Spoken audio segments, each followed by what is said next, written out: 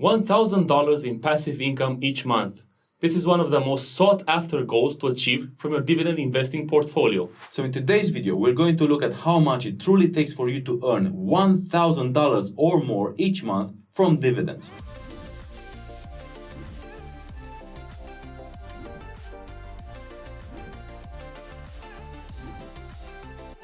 Me personally, I'm a huge fan of dividends.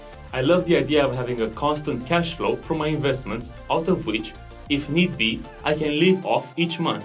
Luckily, I don't have to, so I can reinvest my dividends back into more stocks. Now let's take a step back and ask ourselves, why do wealthy people love dividends? Well, it's because they use their money to buy assets that generate even more money in a constant circle and thus increasing their overall wealth. When investors buy assets, there are two ways they can get paid.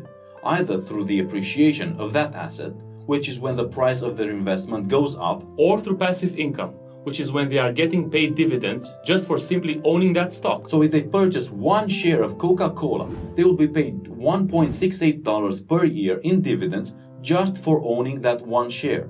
This continues year after year after year for as long as they own share in the company.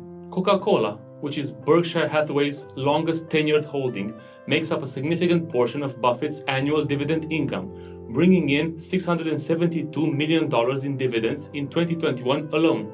Before we start, let us know in the comments below what are your favorite dividend-paying companies. If not, perhaps you could include some of the companies we considered into your portfolio. So now let's look at what you need to do to reach that nice round number of $1,000 per month in dividends. We need to look for companies that pay dividends, but we'll start not by looking at any random dividend-paying company.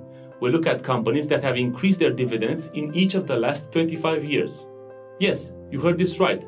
These companies have increased their dividends each year for the past 25 years. Such companies are called dividend aristocrats.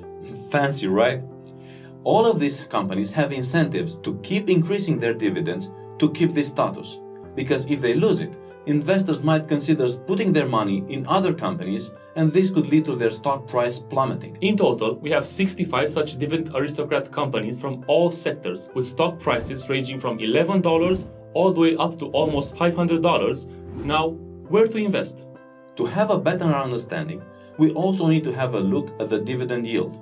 As we can see, this ranges from a measly 0.2% to 7.12%. We could look into these companies with low dividend yield, but honestly, we're not really interested in companies that pay less than 3%. So now our list is much shorter, with just 18 companies. Let's also add Pepsi and 3M to the list, because they are reliable companies and it's not that big of a difference between a dividend yield of 2.9 and one of 3%. Before we delve into the mathematics of it all, we have to say that for the purpose of this exercise, we will not be taking into consideration the appreciation of the stock price. Because, as dividend investors, we do not want to sell our shares, and instead, we are looking at ways to buy more and more shares to reinvest our dividends to reach our goal as fast as possible.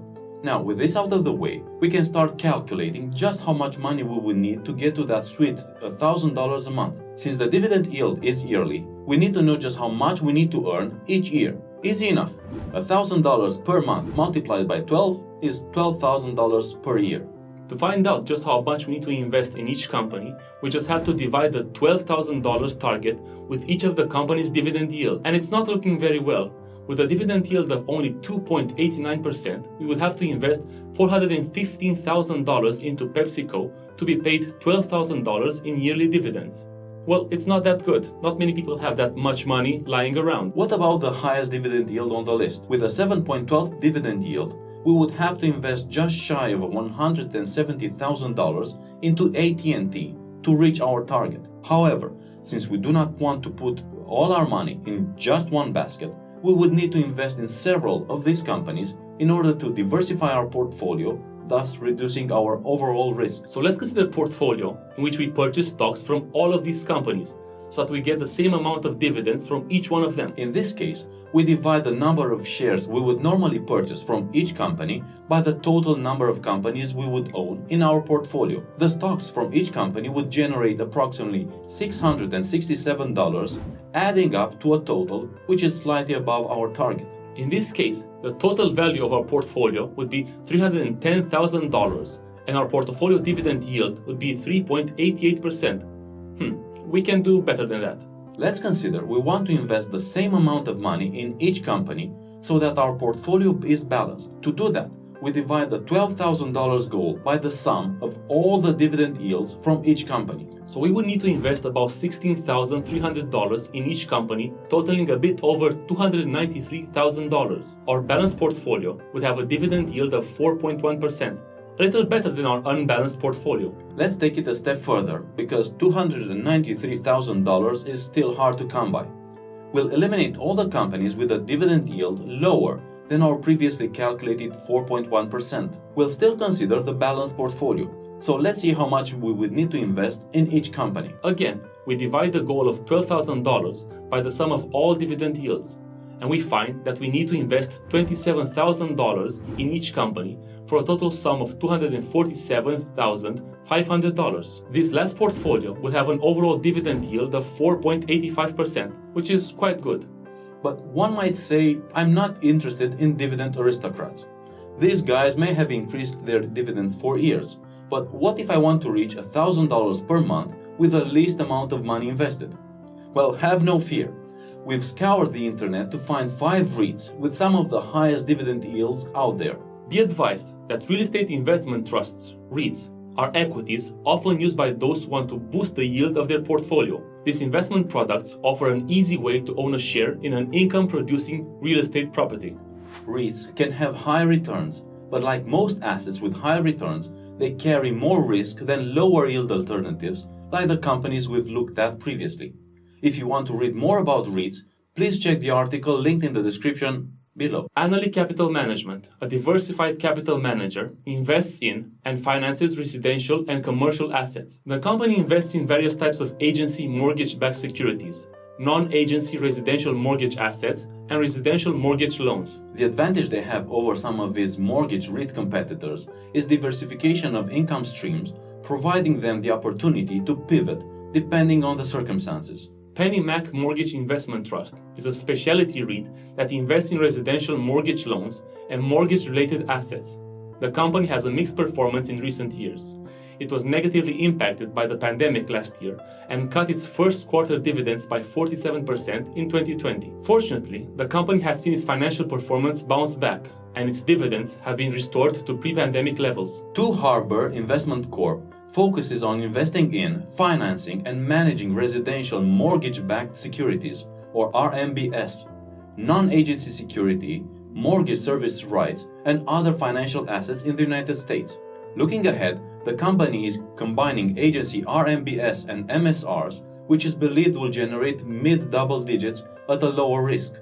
Global Net Lease is a REIT that is investing in commercial properties in the US and Europe, with an emphasis on sale-leaseback transactions. The company owns over 300 properties. Office properties are their largest sector, with industrial and distribution making up a very large portion of their portfolio as well, while retail rounds up the number. Apollo Commercial Real Estate Finance, Inc. was founded in 2009.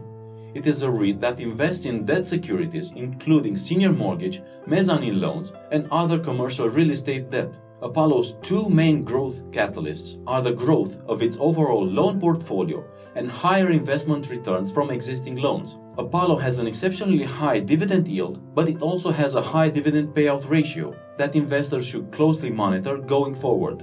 With dividends like these, you'd only need $125,000 invested in Annaly Capital Management, or just a little over $141,000 in Apollo Commercial Real Estate Finance to reach our target. As you can see, due to the higher yields, this is much less than the $170,000 we calculated we need to invest in AT&T. Again, since we do not want to put all our money in the same basket, we'll consider investing in all these REITs. So let's first consider a portfolio where each REIT pays the same amount of dividends based on their current dividend yield. In total, we'd invest around $134,000 for our desired return, making our portfolio's yield 8.93%. Not bad. But now let's see what happened if we consider the balanced portfolio.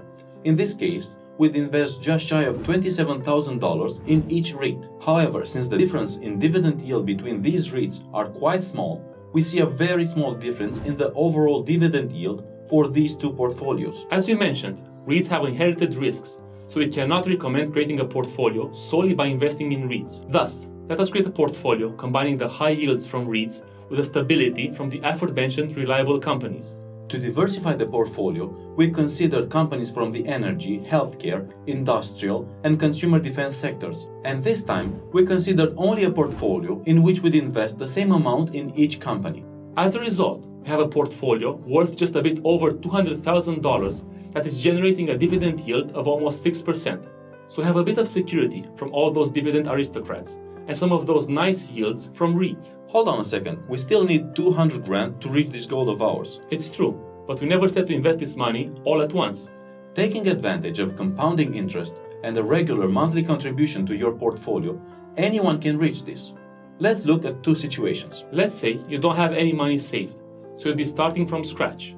This month, you invest $1,000 into your portfolio, and the next month you do the same, and so on. Because each company pays their dividends at different dates, we'll consider that the amount invested is compounded monthly. In this scenario, sometimes between the 11th and 12th year of investing, your portfolio will reach the $200,000 mark and will start generating $12,000 in dividends each year. This does not take into consideration the fact that all those dividend aristocrats will be increasing their dividends in the meantime.